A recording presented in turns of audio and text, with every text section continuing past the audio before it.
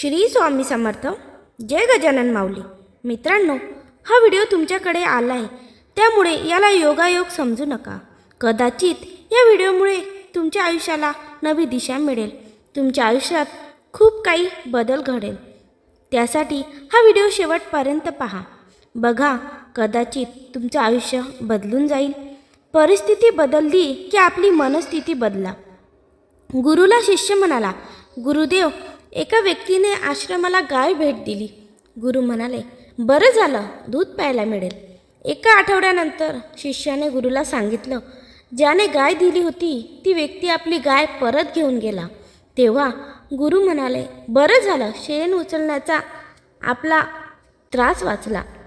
तात्पर्य, परिस्थिती बदलली की आपली मनस्थिती बदला.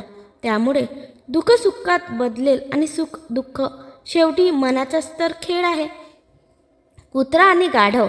एकदा कुत्र्यात आणि गाढवात पैज लागते की जो कुणी लवकरात लवकर पळत जाऊन 2 गाव पलीकडच्या सिंहासनावर बसेल तोच त्या सिंहासनाचा मानकरी ठरेल. ठरल्याप्रमाणे दोघे तयार झाले. कुत्र्याला वाटले मी जिंकेल, कारण गाढवापेक्षा मी जोरात धावू शकतो.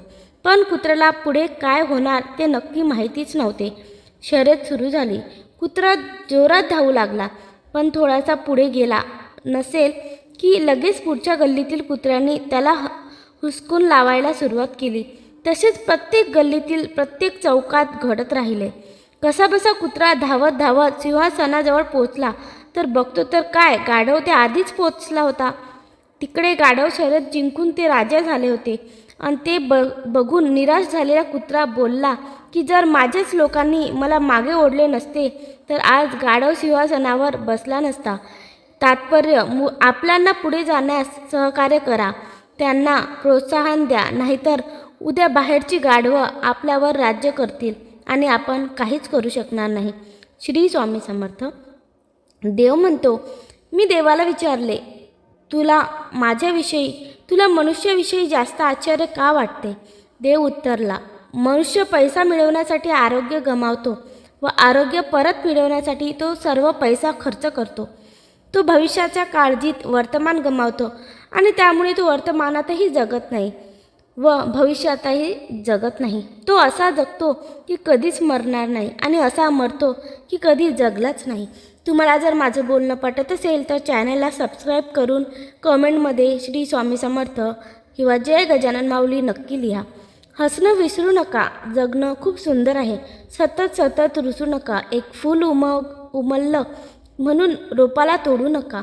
सगळं काही मनासारखं होत असं नाही, पण जेव्हा मनासारखं झालं होतं ते दिवस विसरू नका. सुटतात काही हात नकळत, पण जे हात आहेत सोबत त्यांना कधी सोडू नका. हे वाईट दिवस नक्की सरतील, तुम्ही मात्र हसणं विसरू नका. विचित्र पण सत्य, भरलेला खिसा माणसाला जग दाखवतो, पण रिकामा खिसा जगातील माणसे दाखवतात. ज्याला 100 किलो धान्याचं पोचं उचलता येत नाही त्याला ते विकत घेता येत नाही, आणि ज्याला विकत घेता येतं त्याला ते उचलता येत नाही. विचित्र आहे पण सत्य आहे. आपल्याला जे पाहिजे ते सर्व मिळाले असते तर जगायला गंमत आणि देवाला किंमत राहिली नसती. आयुष्य आपल्याला कधीतरी एकदम सहज हसण्याचा मोका देत नाही. काय असावं त्या मागचं कारण हे असावं की तुमच्या नकळत तुमचंच कुणीतरी तुमच्यासाठीच देवाकडे काहीतरी मागते. हे तुमचंच कुणीतरी कधीतरी तुमच्यासोबत तुमच्या सहवासात नसतं, पण ते प्रार्थनेने आणि मनाने नेहमी तुमच्याकडेच असतं. ते कुणीतरी आपलं माणूस आहे हेही कळणे कठीण असते, कारण ते कुणीतरी आपल्या नजरेसमोर नसतं.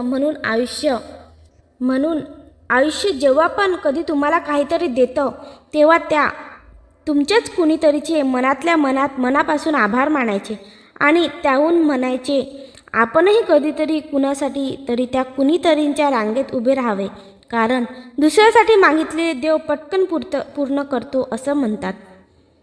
प्रत्येक माणूस दुसऱ्या माणसाला स्वतःसारखं करण्याच्या खाटोपात असतो. संघर्ष हेच कारण आहे. पत्नीची पतीबाबत त्याच दिशेने वाटचाल, नवऱ्याची तीच अपेक्षा, आईवडिलांचा मुलांबाबत संघटितपणे तोच प्रयत्न, तो संघटित असेल तर थोडा तरी कौतुकाचा भाग आहे. पण एकमेकातच दोन ध्रुवा इतकं अंतर असेल तर मुलांची मनं पायदळी तुडवली जातात. हीच घायाळ मन लहानपणीचे घाव जपत मोठी होतात आणि प्रचंड कडवट, तिरस्कार, उदास आणि स्वार्थी बेपर्वाई खोर होतात. कधी नाराज होऊ नका, कारण तूप आणि कापूस युगानुयुग एकत्र जळत आहेत, परंतु लोक मात्र दिवा जळत आहे असंच म्हणतात. माणूस वयाच्या एका टप्प्यावर येऊन अचानक शांत होतो. सगळ्या अपेक्षा, इच्छा, आवडी निवडी सगळं बाजूला सारून तो फक्त शांतता निवडतो. या पडणाऱ्या आयुष्याच्या मागे धावत धावत जो शेवटी दमून जातो. वाद, ताण, तणावात, नात्यातलं राजकारण, ह्या सगळ्या गोष्टींचा भार इतका जड होतो की कुणीतरी आपल्याला समजून घ्यावं ही छोट्यातली छोटी अपेक्षाही तो आतच गिळून टाकतो. का?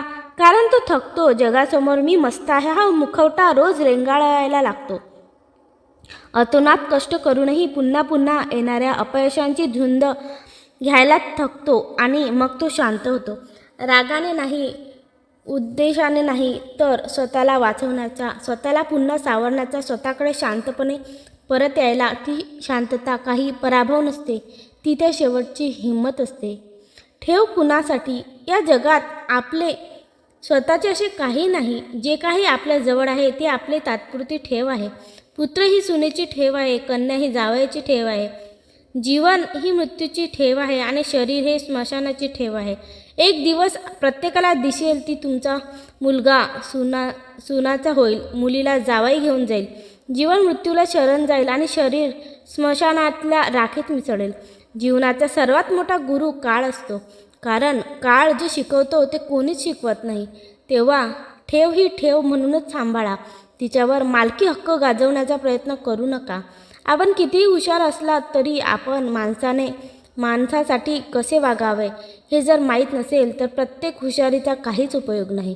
समाधान म्हणजे एक प्रकारचे वैभव असून ती अंतःकरणाची संपत्ती आहे. ज्याला ही संपत्ती सापडते तो खरा सुखी होतो. दुसऱ्यांचं हिसकावून खाणाऱ्यांचं पोट कधी भरत नाही आणि वाटून खाणारा कधी उपाशी मरत नाही. प्रत्येक अस्वस्थ माणसाने थोडं आत डोकावून पाहावं, तिथं त्याला एक अतृप्त जीव हेराझारा घालताना सापडेल. माणूस लहान असो किंवा मोठा असो, त्याला जे काही हवं आहे ते मिळत नसल्याची नांगीसारखी डंख करत असतो. जी आपली पात्रता आहे त्यानुसार आपल्याला जे हवं आहे ते मिळत नाही आहे ही भावना त्याला छळत असते. ही भावना शांतपणे जगू देत नाही. प्रत्येक छोट्या मोठ्या अवजासीने मागे एक सुप्त अहंकार असतो आणि जोपर्यंत हा असा अहंकार जगता पहारा आहे तोपर्यंत कुणाच्याही आशीर्वादाने कोणतीही शांती मिळणार. अवदासीनं कमी कसं होणार? अहंकाराने मन काठोकाठ भरलेलं असेल तर आशीर्वादाने आत उतरायचं कसं? भाडं रिकामं हवं तर ते भरता येईल. कवी शांताराम आठवल्यांनी एका ओळीत ते सांगितलं आहे, जो हसला तो अमृत प्याला. हे अत्यंत सार्थ आहे. अहंकार संपला रे संपला की स्वस्त आणि आनंदाव्यतिरिक्त उरतं काय? आपल्याला शांततेच्या आड आपण स्वतःच येतो. हा अडथळा दूर होणं महत्त्वाचं.